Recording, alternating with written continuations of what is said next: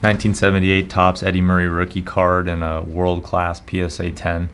This is one of fewer than a couple dozen that have ever been awarded in what is now coming up on 30 years of professional grading. This is one of the absolute scarcest cards to try to acquire in PSA 10. We've only sold a few in our history, and this is the first that we've had a chance of brokering in many months, and I believe it's also the most recent inductee into that Gem Mint club.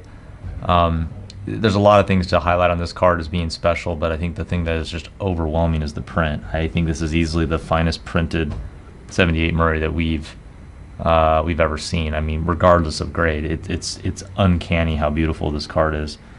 The surfaces are just immaculate.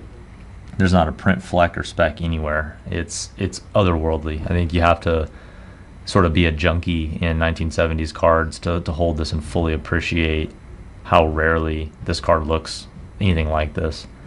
There's the subtlest of centering shifts at the top, and otherwise it's a pristine card. It's just incredible. Front and back, everything is kind of where it should be. It just doesn't get old looking at this card. Print snow in the black areas, particularly around his head.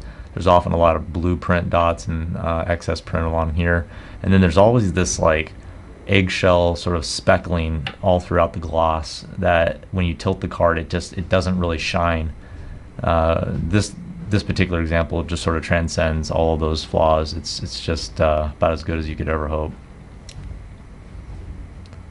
Cardstock wise, everything is where it should be.